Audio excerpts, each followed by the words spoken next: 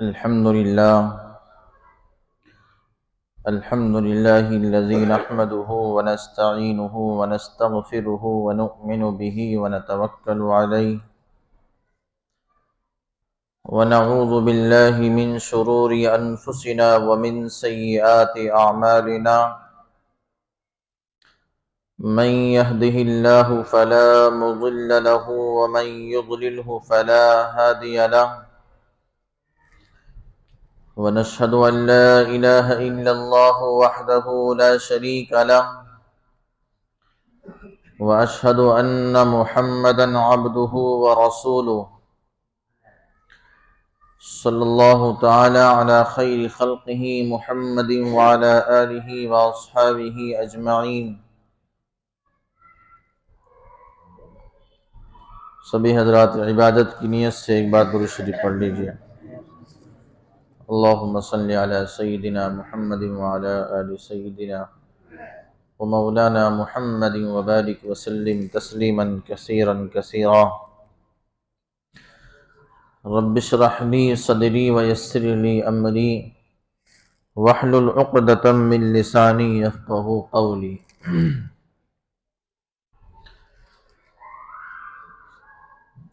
نہایت عزت اور احترام کے مستحق حضرات مصلیان کرام، مقتدیان کرام، بزرگوں، نوجوانوں، عزیزوں اور دوستوں، اللہ رب العزت کا کرم اور اللہ کا احسان ہے کہ اللہ نے ہم سب کو اپنی بارگاہ میں، اپنے گھر میں حاضری کی توفیق بخشی ہے۔ اللہ تعالی ہم سب کے یہاں حاضر ہونے کو اپنی بارگاہ میں شرف قبولیت عطا فرما دیں۔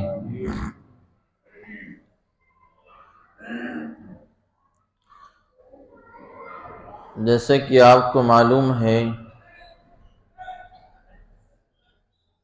کہ یہ مہینہ انگریزی مہینوں کے اعتبار سے جنوری کا مہینہ چل رہا ہے، اور جنوری کے مہینے کی آج 27ویں تاریخ ہے، اور کل 26 تاریخ تھی، 26 جنوری تھی۔ 26 جنوری کا دن ہمارے ملک ہندوستان کی تاریخ کا ایک مشہور اور معروف دن ہے۔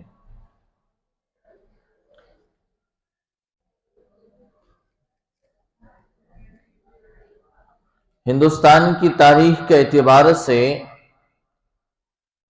دو دن بہت زیادہ قابل ذکر ہے، قابل اہمیت ہے ہندوستان کی تاریخ میں، جو ہر سال آتے ہیں۔ ایک دن ہے 15 اگست کا، اور ایک دن ہے 26 جنوری کا۔ ہمیں معلوم ہونا چاہیے، چونکہ ہم اس ملک کے اندر رہتے ہیں، ہمیں معلوم ہونا چاہیے چونکہ ہم اس ملک کی زمین پر بستے ہیں، ہمیں پتہ ہونا چاہیے کہ ہم اس ملک کے کس قدر شہری ہیں، ہمیں اس ملک میں رہنے کا حق ہے یا نہیں ہے۔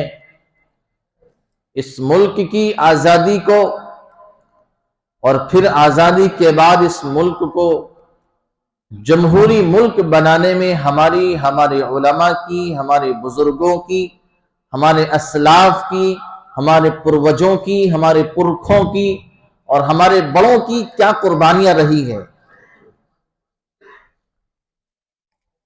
آج کا ہمارا مسلمان نوجوان دوسری چیزوں کی طرف تو بہت زیادہ جاتا ہے، جو فحش اور گندی چیزیں ہیں، چاہے وہ کتاب کی شکل میں ہو، چاہے وہ موبائل کی شکل میں ہو، چاہے وہ میوزک کی شکل میں ہو، چاہے وہ فلموں اور موویز کی شکل میں ہو۔ لیکن ہمارے مسلمانوں کو، خصوصاً نوجوانوں کو اگر فرصت نہیں ملتی تو اپنے ملک کی تاریخ کو اور اپنے اسلام کی تاریخ کو پڑھنے کا موقع نہیں ملتا ہے، نہ ہی ان کو شوق ہے۔ ہمارے مسلمانوں کو اسلام کی تاریخ سے بھی کوئی وابستگی نہیں، اور ہمارے مسلمانوں کو اپنے ملک کی تاریخ سے بھی کوئی واقفیت، کوئی وابستگی نہیں ہے۔ یاد رکھیں آپ، جو قوم اپنی ماضی کو بھول جاتی ہے، جو قوم اپنے گزرے ہوئے وقت کو بھول جاتی ہے، جو قوم اپنا پاسٹ بھول جاتی ہے، تو اس کی کوئی اہمیت نہیں ہوتی ہے، کوئی مقام نہیں ہوتا ہے، کوئی درجہ نہیں ہوتا ہے۔ تو ہمیں پتا ہونا چاہیے، ہمیں معلوم ہونا چاہیے کہ جس ملک کے اندر ہم زندگی گزار رہے ہیں، جس ملک کے آئین کو ہم فالو کرتے ہیں، جس ملک کے دستور کے مطابق ہم زندگی گزار رہے ہیں، ہمیں اس ملک کے اندر رہنے کا کتنا حق ہے، اور ہمیں اس ملک کے اندر ہمارے علماء کی، ہمارے بزرگوں کی اور ہمارے برادران وطن ہندو بھائیوں کی کیا قربانیاں رہی ہے، ہمیں معلوم ہونا چاہیے۔ خیر، ہندوستان کی تاریخ میں 2 دن بڑی اہمیت کے حامل ہیں، ایک ہے 15 اگست اور ایک ہے 26 جنوری۔ یہ 2 دن کیا ہے آپ سب کو پتا ہے، مشہور معروف دن ہے۔ 15 اگست 1947 کو ہمارا ملک آزاد ہوا۔ کس سے آزاد ہوا بتاؤ؟ کس کے چنگل میں تھا ہمارا ملک؟ جی، سکھوں کے، عیسائیوں کے؟ نہیں، گوروں کے پاس تھا، انگریزوں کے پاس تھا، فرنگیوں کے پاس تھا، جو اس ملک پر قبضہ کیے ہوئے تھے، اور جو اس ملک پر اپنی ناپاک سازشوں سے اور اپنے ناپاک ارادوں سے، اپنے ناپاک پروپیگنڈوں سے اس ملک کو اپنے قبضے میں لیا تھا۔ یہ ملک ان کے قبضے میں تھا، لیکن ہمارے بڑوں، ہمارے علماء، ہمارے بزرگوں، ہمارے اسلاف کی قربانیوں کے نتیجے میں یہ ملک انگریزوں کے چنگل سے آزاد ہوا۔ یہ ملک انگریزوں کے چنگل سے آزاد ہوا، تو وہ دن 15 اگست 1947 کا دن تھا۔ پھر جب ملک آزاد ہو گیا، اب آزادی کے بعد اس ملک کے اندر حقوق کیسے برابر تقسیم ہو؟ ملک کی آزادی کے بعد سب سے بڑا مسئلہ یہ تھا کہ اقلیتوں اور اکثریت کے درمیان میں، اس لوگوں کے درمیان میں حقوق کو کیسے تقسیم کیا جائے، کیسے ایک دوسرے کو اس ملک کے اندر رہنے کا حق دیا جائے۔ کوئی آئین ہونا چاہیے، کوئی دستور ہونا چاہیے، کوئی قانون ہونا چاہیے۔ چنانچہ اس کے لیے ڈاکٹر امبیڈکر بھیم راؤ کی صدارت میں ایک کمیٹی تشکیل دی گئی اگست کے مہینے میں ہی۔ 14 دن کے بعد 29 اگست 1947 کو 7 افراد پر مشتمل ایک کمیٹی تشکیل دی گئی۔ اس کمیٹی نے تقریباً 2 سال 11 مہینے 18 دن میں اس قانون کو، جو قانون ہمارے ہندوستان کا قانون ہے، جو ہمارے ملک کا آئین اور دستور ہے، اس قانون کو، اس دستور کو بنانے میں تقریباً 2 سال 11 مہینے 18 دن لگے، اور اس 7 رکنی کمیٹی نے اس کام کو، اس فریضے کو انجام دیا۔ اور اس دستور میں بڑی بڑی بحثیں ہوئی، بڑی شقیں ہوئی۔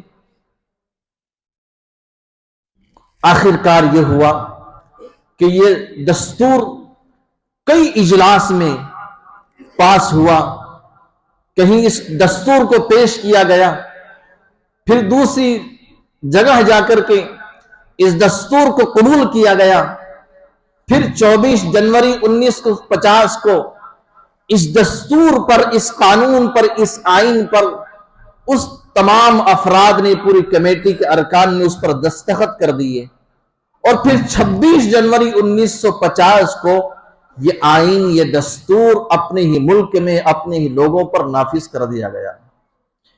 تو وہ دن 26 جنوری 1950 کا دن تھا کہ جب قانونی اعتبار سے، دستوری اعتبار سے، آئینی اعتبار سے ہماری گردنیں انگریزوں کی زنجیروں سے آزاد ہوئی۔ وہ دن 26 جنوری 1950 کا دن تھا کہ جب قانونی اعتبار سے، دستوری اعتبار سے ہماری گردنیں انگریزوں کی زنجیروں سے آزاد ہوئی، تو یہ 2 دن ہمارے ملک کی تاریخ کی بڑی اہمیت کے قابل ذکر دن ہیں۔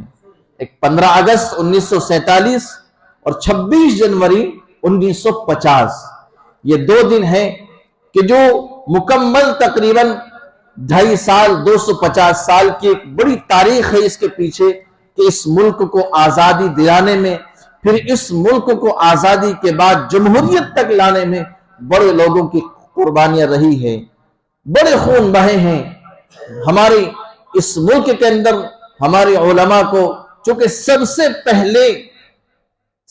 پہلے آزادی کا نعرہ اس زمین پر بلند کرنے والے وہ تنہا مسلمانوں کی جماعت تھی، اس کے بعد تو دوسرے لوگوں نے ساتھ دیا ہے، لیکن میدان میں سب سے پہلے کھل کر میدان میں اپنے سر سے کفن باندھ کر سب سے پہلے میدان میں آنے والی جماعت وہ مسلمانوں کی جماعت تھی، کہ جنہوں نے اس ملک کی خاطر قربانیاں دی۔ بڑے بڑے علماء جن کے آج ہم ناموں کو بھول گئے، ان کے علاقوں کو بھول گئے، ان کی نسلوں کو بھول گئے، ہمیں پتہ ہی نہیں کہ اس ملک کی آزادی میں ہمارے بڑوں نے کیا قربانیاں دی ہیں، اس ملک کے کس حصے پر ہمارے کس بزرگ کی جسم سے نکلا ہوا خون زمین کے اندر دفن ہے، ہمیں پتہ ہی نہیں۔ حقیقت یہ ہے بزرگوں، ہمیں پتہ ہونا چاہیے، اپنے بچوں کو پڑھاؤ، اپنے بچوں کو بتاؤ۔ ہم اپنے بچوں کو گانے تو سکھاتے ہیں، اپنے بچوں کو موبائلوں میں فلمیں دیکھنا تو سکھاتے ہیں، اور نئی نئی موویز جو لانچ ہوتی ہیں ہم اپنے بچوں کو اس طرف تو راغب کرتے ہیں، لیکن ہمیں ہماری فیوچر کے بارے میں اپنے بچوں کو بتانا چاہیے کہ ہمارے ملک کی تاریخ کیا ہے، اور اس ملک کے اندر ہمارا کتنا حصہ ہے، اس ملک کے اندر ہماری کتنی قربانیاں ہیں۔ کیوں؟ اس لیے کہ ہسٹری سے، تاریخ کی کتابوں سے ہماری قربانیوں کو آج پروپیگنڈے کے ساتھ، ناپاک ارادوں کے ساتھ، منصوبہ بند سازشوں کے ساتھ ہمارے مسلمانوں کی قربانیوں کو ان تاریخ کی کتابوں سے، ان تاریخ کے اوراق سے نکال کر کے پھینک دیا جا رہا ہے، تاکہ آئندہ نسلوں کو یہ پتہ ہی نہ چلے کہ مسلمانوں کا بھی اس ملک کے اندر کچھ حصہ ہے۔ یہ حقیقت ہے، یہ حقیقت ہے کہ ہمارے تاریخ کو آج کتابوں سے ختم کیا جا رہا ہے، ان ناموں کو نکال کر کے نئی نئی طرح کی کتابیں آج مارکیٹ میں لائی جاتی ہیں، تاکہ ان مسلمانوں کے آئندہ بچوں کو، جو جب نسل تیار ہوگی، جب پڑھے گی کہ ملک کی تاریخ کیا ہے، تو ایک کا بھی نام ان کے سامنے آئے گا نہیں کہ ہمارے مسلمانوں کا بھی اس میں نام ہے ہی نہیں، لہذا ہماری اس میں کوئی قربانی ہے ہی نہیں۔ اس لیے بتانا چاہیے، ان کو سمجھانا چاہیے، اور قوم کی نسل، قوم کے بچے قوم کا فیوچر ہوتے ہیں، مستقبل کی روشنی ان بچوں کے، ان نسلوں کے کاندھوں پر ہوتی ہے۔ اگر ہم نے اپنی نسل کو، اس جنریشن کو اس چیز سے آگاہ نہ کیا، تاریخ سے وابستگی نہیں کرائی، تاریخ سے واقفیت نہیں کرائی، تو ایک وقت وہ آئے گا کہ ہمارے بچے یوں کہنے پر مجبور ہو جائیں گے کہ کہیں بھی ہمارے مسلمان کا نام تو ہندوستان کی تاریخ میں نہیں ملتا ہے۔ ہمارے بچے خود ہم سے کہیں گے، چونکہ ان کو پڑھایا ایسے ہی جاتا ہے، ان کو سمجھایا ایسے ہی جاتا ہے، ان کو بتایا ہی ایسے جاتا ہے، انہیں پتا نہیں کہ ٹیپو سلطان شہید رحمت اللہ علیہ کون تھے، انہیں نہیں بتایا جاتا کہ شیخ الہند مولانا محمود الحسن دیوبندی کون تھے، انہیں نہیں بتایا جاتا شیخ الاسلام مولانا حسین احمد مدنی کون تھے، انہیں نہیں بتایا جاتا مولانا کفایت اللہ کون تھے، انہیں نہیں بتایا جاتا مولانا حفظ الرحمان سیوہاروی بجنوری کون تھے۔ جو دستور ساز کمیٹی بنی تھی، جس 7 رکن میں جو 7 افراد پر مشتمل ایک کمیٹی تھی، ان میں ایک ہمارے بجنور کے سیوہاری کی شخصیت حضرت مولانا حفظ الرحمان سیوہاروی نور اللہ مرقدہ، ان 7 لوگوں میں ایک شامل تھے، جنہوں نے اقلیتوں کے درمیان حقوق کو دلانے میں برابر کا حصہ لیا، اور اس دستور کے سب سے پہلے لائن میں اس قانون کے، اس آئین کے اور اس قانون کے سب سے پہلی لائن میں جو بات لکھی گئی، صاف طریقے سے لکھا گیا کہ ہم ہندوستانی عوام اس بات کو تجویز کرتے ہیں، اس بات کو عام کرتے ہیں، اس بات کو ہم لاگو کرتے ہیں کہ یہ ملک ایک آزاد سماجوادی جمہوری ملک کی حیثیت سے جانا جائے،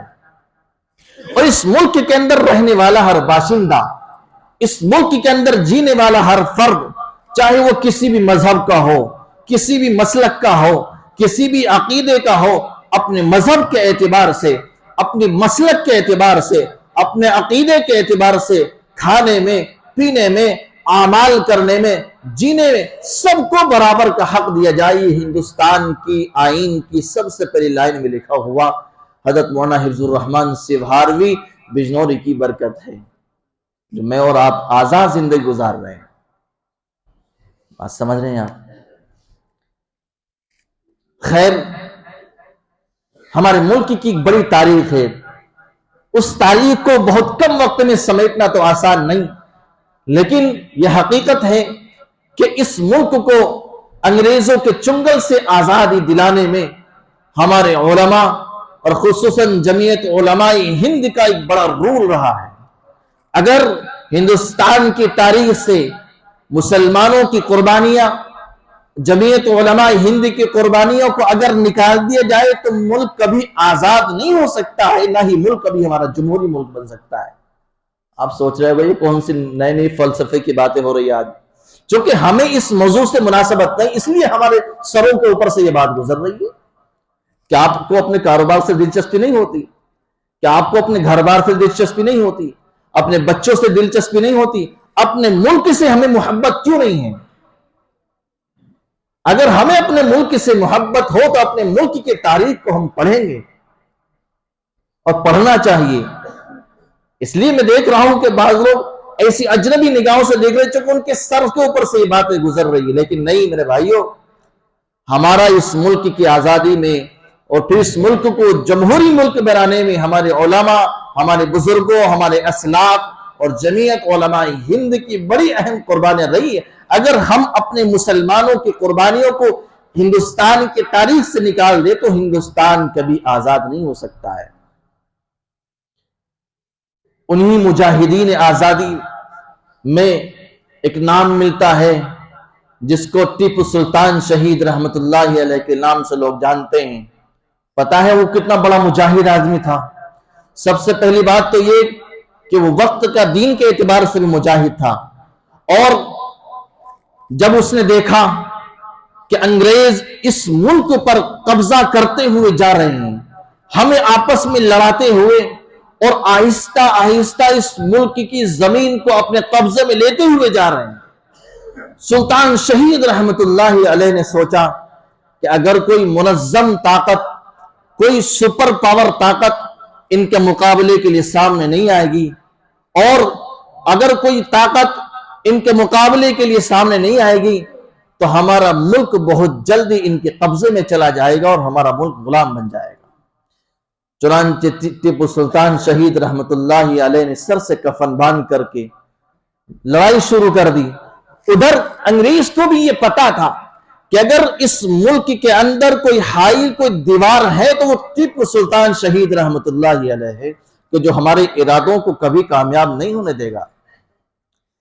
انگریز کو اس بات کا احساس ہو چلا تھا کہ اگر ہمارے اس ارادوں کو اس ملک میں کامیاب ہونے میں اگر کوئی چیز رکاوٹ ہے، کوئی شخص رکاوٹ ہے، کوئی ذات رکاوٹ ہے، تو ٹیپو سلطان شہید وہ ہے کہ اس کو اگر ہٹا دیا جائے تو یہ ملک ہمارے قبضے میں آ جائے گا۔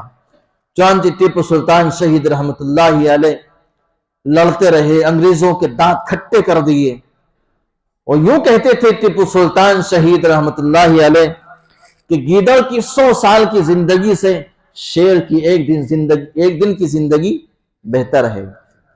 اکیلا تنہا میدان میں اتر آیا، مگر آستین کے سانپ جو ہوتے ہیں بڑے خطرناک ہوتے ہیں۔ آپ نے دیکھا ہوگا کبھی کبھی اپنے جو ہوتے ہیں نا، اپنے یہ بڑے خطرناک ہوتے ہیں کبھی کبھی. کسی بھی معاملے میں لے لیجیے آپ، جو ہمارے ساتھ چلتے ہیں، جو ہمارے ساتھ کھاتے ہیں، جو ہمارا ہر موقع پر ساتھ دیتے ہیں، جن کو کہا جاتا ہے یہ آستین کے سانپ ہے، جب یہ ڈستے ہیں تو کسی کام کا نہیں چھوڑتے. ٹیپو سلطان شہید رحمت اللہ علیہ کو اپنوں کی غداری کی وجہ سے اور انگریزوں کی اندر ان کا ساتھ دینے کی وجہ سے اور ٹیپو سلطان کے شہید ساتھ منافقت کرنے کی وجہ سے ٹیپو سلطان شہید رحمت اللہ علیہ کو شہید کر دیا گیا. اس وقت ٹیپو سلطان شہید رحمت اللہ علیہ کی لاش پر، باڈی پر کھڑے ہو کر کے انگریز جج نے کہا تھا آج سے ہندوستان ہمارا ہے. اسے پتا تھا کہ اگر ہمارے ملک کے اندر ہمارے ارادوں کو کامیاب ہونے میں کوئی رکاوٹ ہے، ناکام کرنے میں کوئی رکاوٹ ہے تو ٹیپو سلطان ہے. اس کو شہید کر دیا گیا. تب انگریز جج نے کھڑے ہو کر کے یہ کہا تھا کہ آج سے ہندوستان ہمارا ہے. یہ وہ عظیم مجاہدین ہیں. اسی طرح سے ایک نام اور ملتا ہے، دارالعلوم دیوبند کا سب سے پہلا اسٹوڈنٹ، انگریزی میں اسٹوڈنٹ کہتے ہیں، دارالعلوم دیوبند کا سب سے پہلا طالب علم جس کو ہم جانتے بھی نہیں، جس کا نام شیخ الہند مولانا محمود الحسن دیوبندی کے نام سے جانا جاتا ہے، سب سے پہلا طالب علم ہے دارالعلوم کا. اور مولانا محمود حسن دیوبندی کے استاد ہیں ملا محمود، یعنی دارالعلوم کا سب سے پہلا استاد بھی محمود اور دارالعلوم کا سب سے پہلا شاگرد، دارالعلوم کا سب سے پہلا طالب علم، دارالعلوم کا سب سے پہلا اسٹوڈنٹ بھی محمود. دونوں محمود ہے، استاد بھی ملا محمود اور طالب علم شاگرد بھی مولانا محمود حسن دیوبندی نور اللہ مرقدہ ہوئے. وہی شیخ الہند ان کو آزادی کے نعرے کے جرم میں، آزادی کے ملک کی آزادی کے نعرے کے جرم میں کیا کیا سزائیں دی گئی، کلیجہ منہ کو آتا ہے بیان کرتے ہوئے، دل کانپتا ہے. حقیقت یہ ہے انگریزوں سے اس قدر نفرت تھی اور اس قدر نفرت تھی کہ خود انگریز یوں کہتے تھے کہ اگر شیخ الہند کو جلا دیا جائے اور اس کی راکھ کو سونگا جائے تو اس کی راکھ میں سے بھی انگریز کے خلاف بو آئے گی. انگریز یہ کہتے تھے کہ اگر شیخ الہند کو جلا دیا جائے اور جلانے کے بعد اس کی راکھ کو ناک لگا کر کے سونگا جائے تو اس کی ناک سے بھی انگریز کے خلاف بو آئے گی. اسی شیخ الہند رحمت اللہ علیہ کو مالٹا کی جیل میں جو سزائیں دی گئی، اللہ اکبر، غسل جب انتقال ہوا، غسل کرانے کے لیے جب حضرت شیخ الہند کو تختے پر لٹایا گیا جس پر ہم نہلاتے ہیں، تو لوگوں نے دیکھا کہ آپ کی کمر مبارک پر، آپ کی پیٹھ پر گوشت نام کی کوئی چیز نہیں تھی، ہڈیاں ہی ہڈیاں تھی. لوگوں نے آپ کے شاگرد حضرت شیخ الاسلام مولانا حسین احمد مدنی نور اللہ مرقدہ سے پوچھا کیا معاملہ ہے، یہ کیا ہے؟ کہا حضرت شیخ الاسلام نے، لوگوں، میرے استاذ نے حضرت شیخ الہند نے مجھے اس راز کو فاش کرنے سے منع کیا تھا کہ لوگوں کو نہیں بتانا یہ معاملہ کیا ہے، لیکن آج میرا استاذ وہ شیخ الہند اس دنیا سے رخصت کر چکا ہے، اب مجھے اس راز کو فاش کرنے میں کوئی حرج نہیں. میں بتاؤں آپ کو، میرے استاذ کو مولانا محمود الحسن کو نور اللہ مرقدہ کو انگریز کی عدالت میں، مالٹا کی جیل خانوں میں آزادی کے نعرے کے جرم میں جو سزائیں دی جاتی تھی وہ گرم گرم سلاخوں سے حضرت شیخ الہند کی کمر کو اس سے داغا جاتا تھا. آزادی کے نعرے کے جرم میں حضرت شیخ الہند کی کمر کو داغا جاتا تھا. حضرت شیخ الاسلام مولانا حسین احمد مدنی فرماتے ہیں یہ ایک راز تھا جو آج میں نے فاش کر دیا. حقیقت یہ ہے کہ ان لوگوں نے اپنے بچوں کو ویران کر دیا، اپنے بچوں کو یتیم کر دیا، اور انگریز نے آزادی کے نعرے کے جرم میں اور بغاوت کے جرم میں مسلمانوں کو جو سزائیں دی ہیں بڑی خطرناک سزائیں ہیں. ہماری مسجدوں کو ویران کر دیا گیا، ناحق گولیاں چلائی گئی، دہلی سے لے کر کے شاملی تک اور چپے چپے پر، چوراہے چوراہے پر کوئی درخت ایسا نہیں تھا کہ جس درخت پر کسی عالم کی لاش نہ لٹکی ہوئی ہو۔ کبھی کبھی ایسا ہوتا تھا، انگریز ہمارے علماء کو اتنی خطرناک سزائیں دیتا تھا کہ گردن میں پھندا ڈال دیا، ایک ہاتھی کو ادھر چلا دیا، ایک ہاتھی کو ادھر چلا دیا، لاش اوپر لٹک گئی، آنکھیں باہر نکل گئی، زبان باہر نکل گئی۔ یہ سب آزادی کے نعرے کے جرم میں، بغاوت کے جرم میں ہوا ہے۔ یہ ہمارے علماء نے اس طرح سے قربانی دی اس ملک کے لیے، لیکن اپنے آپ کو کبھی پیچھے نہیں ہٹایا۔ میرے بھائیو، اگر تاریخ بیان کی جائے تو بڑا وقت چاہیے اور بڑی اس کے لیے دل اور گردہ بھی چاہیے۔ حقیقت یہ ہے کہ ہمارے اس ملک کی خاطر ہمارے بزرگوں نے، ہمارے اسلاف نے بڑی قربانیاں دی ہیں۔ ہمیں ان کو یاد کرنا چاہیے، ہمیں ان کو سمجھنا چاہیے، اور اپنے بچوں کو ہم پڑھائیں، اپنے بچوں کو ہم سمجھائیں، اپنے بچوں کو ہم تعلیم دیں۔ آج سب سے زیادہ اگر تعلیم سے کوئی قوم دور ہے تو مسلمان قوم ہے۔ آپ کو بالکل یہ بات ماننی پڑے گی۔ میں دنیاوی تعلیم کی بات، میں دینی تعلیم کی بات نہیں کر رہا، دونوں تعلیم، دینی تعلیم ہو یا دنیاوی تعلیم ہو، دونوں تعلیم میں مسلمان قوم سب سے پیچھے پڑی ہے۔ ظاہر ہے کسی بھی قوم کی ترقی کا راز تعلیم پر ہوتا ہے۔ جو قوم تعلیم میں آگے بڑھتی ہے، جو قوم تعلیم میں آگے بڑھتی ہے، تو وہ قوم مستقبل کے اندر کچھ کر کے دکھاتی ہے۔ تو یاد رکھیں آپ، اگر ہم نے اپنی نسلوں کو تعلیم سے دور رکھا تو ہمارا فیوچر روشن نہیں، اندھیرا ہی اندھیرا رہے گا۔ بات سمجھ رہے ہیں آپ؟ حضرت مفتی عفان صاحب جو دارالعلوم امروہہ کے بڑے ایک استاد ہیں، ایک شعر کہتے ہیں کہ روشنی کا کچھ نہ کچھ انتظام ہونا چاہیے، روشنی کا کچھ نہ کچھ انتظام ہونا چاہیے، بند کمرے میں بھی روشن دان ہونا چاہیے، ہندو مسلم جو لکھا ہو تمہارے ماتھے پر مگر، ہندو مسلم جو لکھا ہو تمہارے ماتھے پر مگر، آپ کے سینے پہ قرآن، آپ کے سینے پہ ہندوستان ہونا چاہیے۔ ہندو مسلم جو لکھا ہو ماتھے پر مگر، لیکن آپ کے سینے پہ ہندوستان ہونا چاہیے۔ ہمیں اپنے ملک سے محبت کرنی چاہیے اور اپنے ملک کے آئین کو، اپنے ملک کی تاریخ کو پڑھنا بھی چاہیے۔ اللہ مجھے بھی آپ کو سب کو عمل کی توفیق عطا فرمائے۔ وآخر دعوانا الحمدللہ رب العالمین۔